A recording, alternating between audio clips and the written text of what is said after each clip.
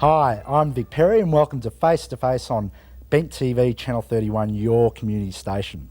And tonight we're going to look at the big issues that are facing students at university who are queer. And I've got special guests here tonight to talk about that sort of stuff.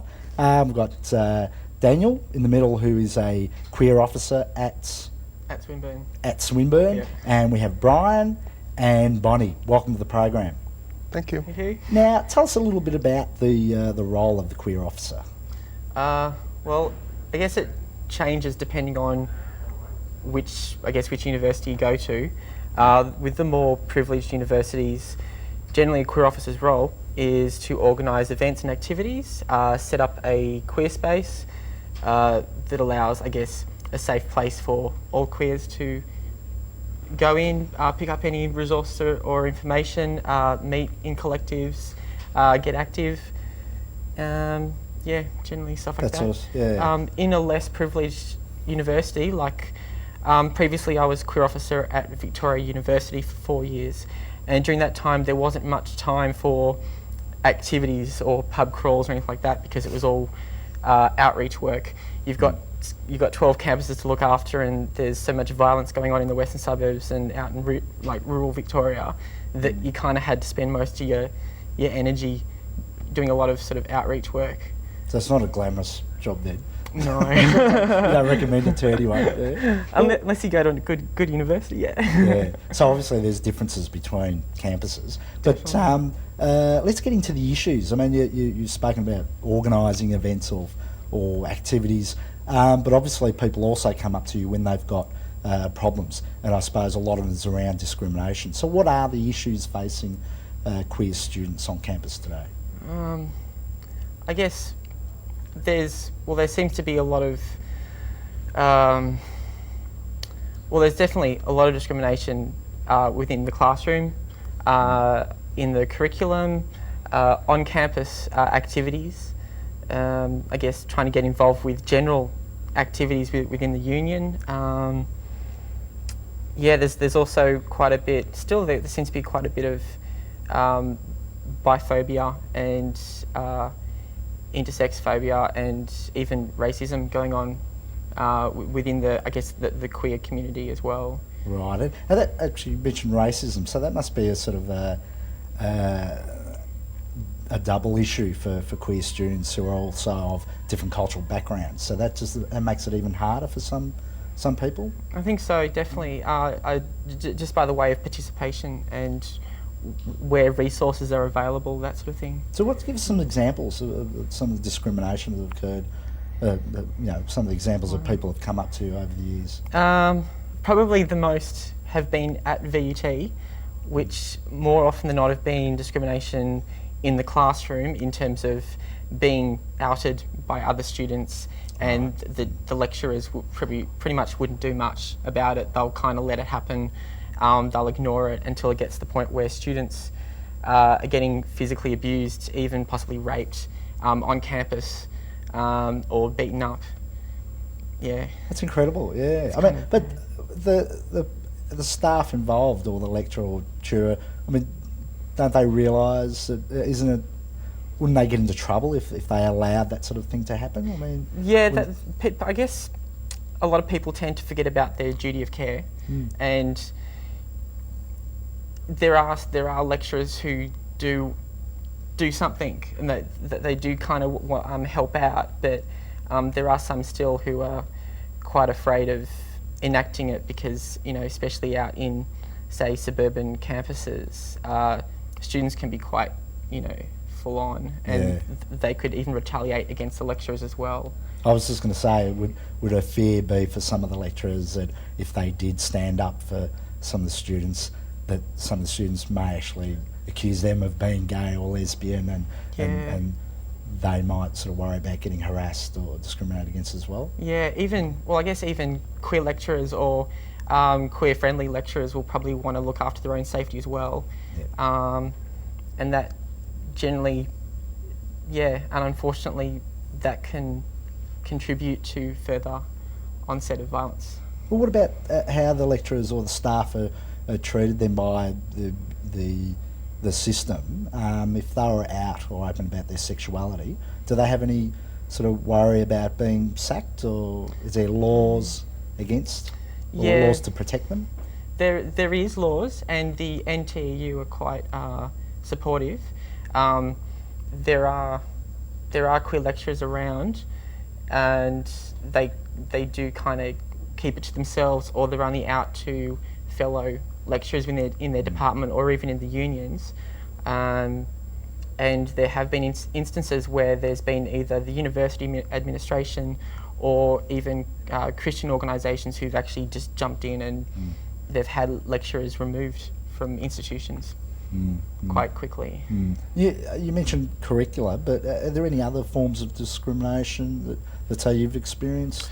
I have to say I'm quite lucky. For my undergraduate education, I was attending University of California at Berkeley in the USA, and it's a very multicultural campus, and it's very liberal, and it's basically the birthplace of the free speech movement in the 60s. So being queer on campus was never an issue, and there was quite a lot of support, and it's a huge campus, about, it's 30,000 students, and you have a lot of queer students, and so a lot of support groups and things like that, which is nice. Before I decided to attend Berkeley, I did look at several smaller colleges, and being queer was definitely more difficult because the campus is smaller and resources are not quite as visible. And even when I was thinking about attending schools, I actually talked to mission officers and say, look, I am queer and I want to know if that's a problem, or if there's anything on campus for my needs and things like that. So basically I approached the enrollment process with my sexuality in mind, so that helped a lot. And coming to RMIT, I haven't actually encountered any negativity so far, and it's been great. There's a queer lounge on campus, which is a great queer space. It's safe and get to meet other students and things like that. Because I'm studying for my master's right now in information technology, which is I think when you go into IT, it's always a little bit more conservative. Whereas when I was an undergrad student, I was studying film, and so it was, sexuality is never a problem. But now... Advantage? Oh, definitely, yeah, it could be. And so now it's not that I'm closeted, I'm certainly not that, but because I think you don't really talk about...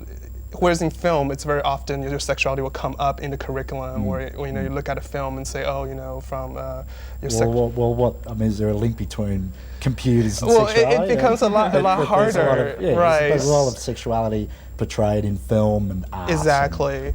So in those circumstances, coming out to fellow students is not an issue, because suddenly you're talking about something and you're like, oh, well, from my personal experience, and you go on from there.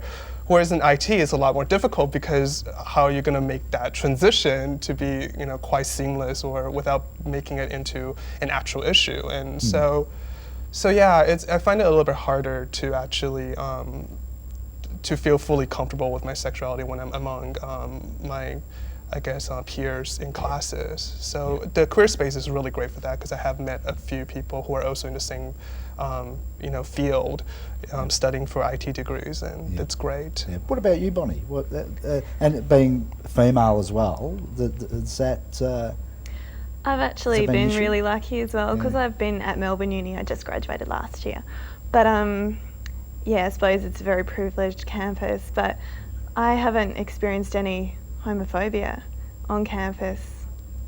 Really, the only thing I've come up against, surprisingly, was amongst the queer community on campus.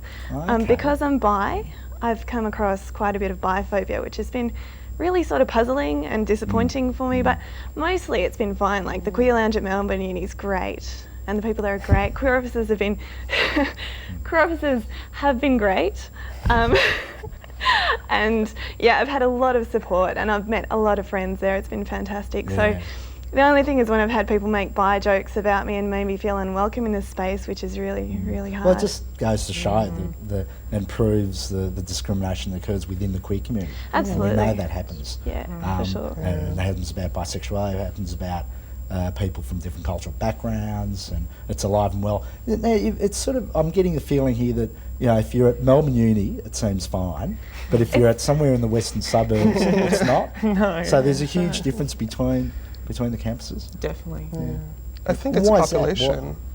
I would assume it's the number of students you have in population, because I mean, if you have like more, and perhaps it's also the funding, perhaps, or I mean, there must be a lot of factors into it. Yeah, one of the big factors was especially that when you're looking at those who do come from more privileged families in the eastern suburbs, would tend to, I guess, have the education behind them to go to the more privileged universities, whereas those in the western suburbs or from regional Victoria, the education is definitely lacking a lot. There are a lot of more families from non-English speaking backgrounds. So again, I guess less push for education, and therefore the mentality is kind of, and there's a lot more ignorance, so it kind of pushes that kind of high school behaviour further into the So a bit tertiary. of maybe not ignorance, but a bit of sort of lack of exposure or knowledge around differences That's in what I was meant to sexuality. say. So it's probably a socio-economic factor involved, and Fully a believe cultural that. thing. Yeah, definitely. Yeah. All right, we'll come back. You're watching Face to Face, and we'll be back very shortly after this break, so don't go away.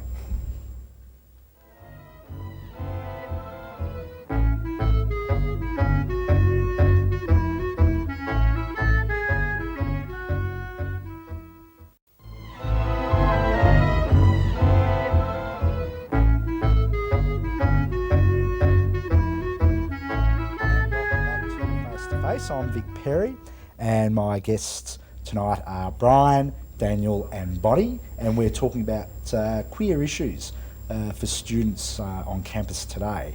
And we were talking about, very heavily about discrimination, and Bonnie, you mentioned Melbourne Uni was pretty good, but there are certain things or certain cases. Yeah, it's not perfect. Like, comparatively, it's a really good uni to go to in terms of being safe on campus and having support.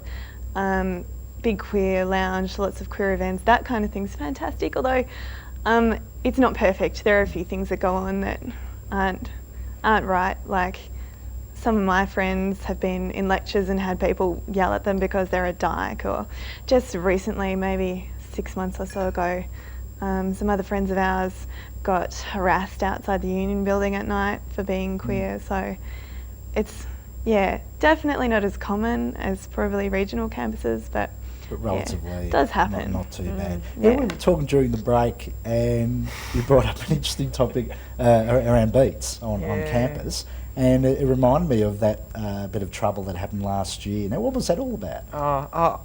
Actually, I don't remember everything that was going on, but it was looking at, I guess, the safety of the beat users on campus.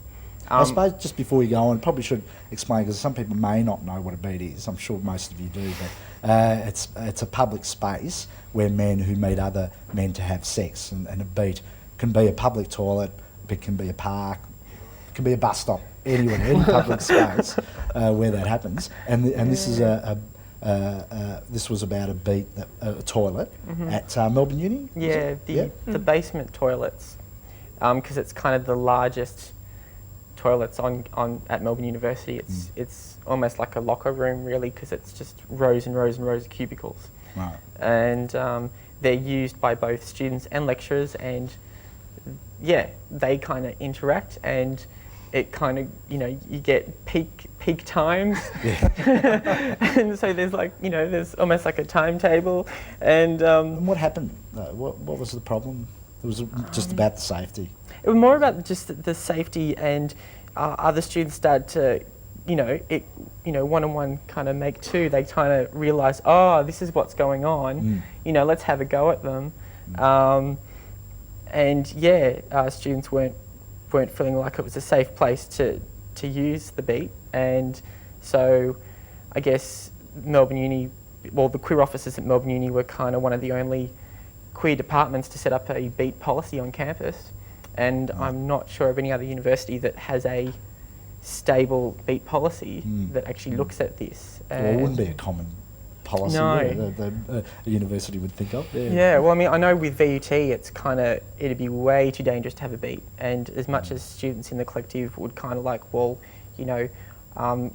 is there a point setting one up? And it'd be like, well, no, there's a park down the road. But on campus, too bad. So with that policy in Melbourne Uni, what is it? They ban it from being used for that purpose, what's the policy is set up so that the university, both the union and the university administration, recognise that a beat is on campus, and that as their responsibility is to make sure that it is a safe space, that if they do try to shut it down, that is discrimination, and that it kind of has to be worked upon constantly. Right. So that's a bit of harm minimisation sort of thing. Yeah, definitely. Knowing that it's happening anyway, so... Yeah. And there has to be a toilet on campus, so they can't shut it down like that. But we're talking about a lot about treatment from fellow students, but what about staff? Has there been any cases of lecturers or tutors actually harassing or any violence from them towards students? Do you know of any? I can't think of any. Would that be just too like they? I think partially, at least for me, the classes I take have a lot of students. They're about 50 to 100 students at a time, and so you're kind of there just to digest information. Like there really isn't that much interactivity, and once again, because it's studying IT, like things like that never come up. Whereas when I was doing liberal arts education in Berkeley, I mean, in Berkeley they shove multiculturalism down your throat, whether you want it or not. Like everything is multicultural, Even like, I'm sure even in programming, it would be like programming in a multicultural world kind of thing. So yeah, it simply was not allowed in Berkeley if something like that happens, and I'm not sure if here... VUT again. I think VUT is problematic altogether. Do you mean by lecturers that are getting in trouble, or they're causing... Or lecturers causing being... I think if a lecturer is silent, that is potentially problematic. The fact that they do not speak up or do not kind of go, well, hang on here, especially in arts, if you're going to be doing philosophy or sociology or political-based subjects, particularly to do with gender or queer theory or feminist studies, if the teacher doesn't, if they're trying to teach these subjects, they should know to speak up on that. Yeah, so if there's something did happen to a student, they decide to take it further, to do something about it, they could actually implicate the lecturer and say that the lecturer didn't do anything. Yeah. So basically, yeah. So what about rural and regional areas then? Because we can see a difference between something like Melbourne Uni and VUT. What about Bendigo, Ballarat, or any country areas? Would you say that it's logical that it would be much worse? I would say definitely. Again, because of socioeconomic backgrounds, probably towards I know from Bathurst and Wodonga, there's been. If you are out on campus, it's unlikely, and more often than not, it does involve violence, and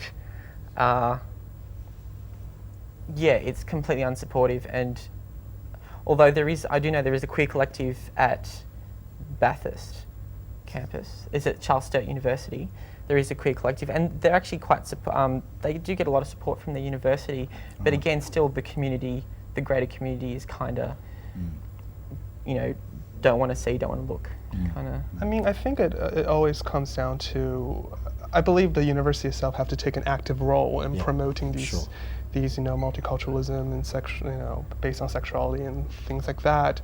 So, because I mean, if you, in regional schools, because it's a smaller campus, and I think people have less exposure to people from different, you know, cultural backgrounds and sexuality, that the school itself actually really needs to promote that. And because, you know, we do live in a multicultural world, and the world is getting smaller, and there's more people, you know, meeting face to face with different ideologies.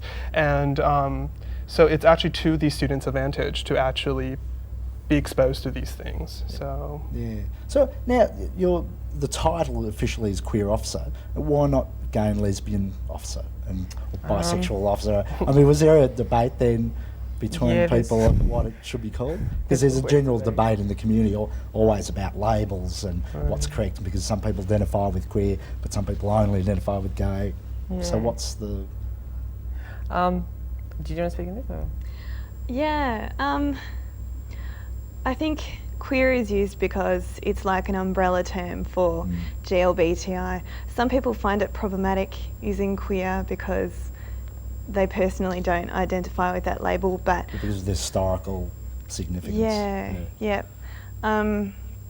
But I think it's much easier than saying gay, lesbian, bisexual, transgender, intersex, and other officer. Sounds you know, like a it's sandwich just, to me, but It's kind of, I guess it's the way student politics goes, it is more left, and so I guess our argument is that queer does encompass an umbrella bracket of anyone who doesn't identify as heterosexual. Straight, And to say gay or lesbian officer or sexuality officer, if you're saying sexuality, that can encompass heterosexuals into the space, which so you're looking at safety and outing of students, because things to do with membership and autonomy, I guess, in the space. If gay or lesbian officer, it's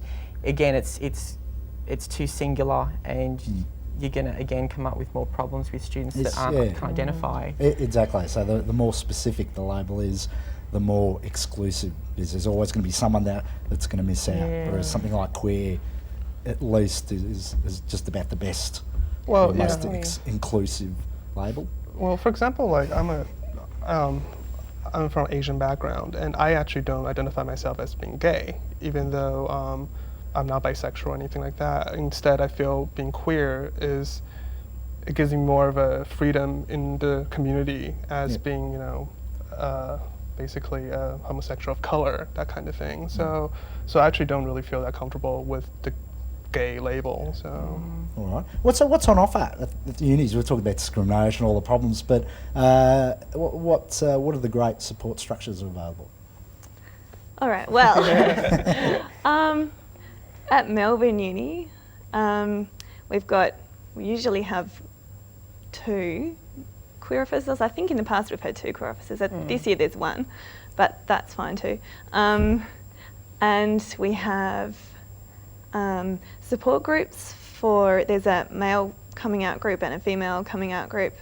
We've got Pride, which is just a discussion group, and we have speakers from the queer community who come and speak at that, and we can, you know, have a chat to them, listen to what they have to say. We've had some police officer representatives and authors and all sorts of things come to that. So there's enough there. So there's a lot there. We have to cut it short there, but if you're interested, you're at uni, just find your queer officer. If there isn't a queer officer, just check through the student union. You can always find something there. So I'd like to thank my guests tonight. Thanks for coming in. That was great. Thank you. Very interesting. Been watching Face to Face. I'm Vic Perri, and we'll see you next time.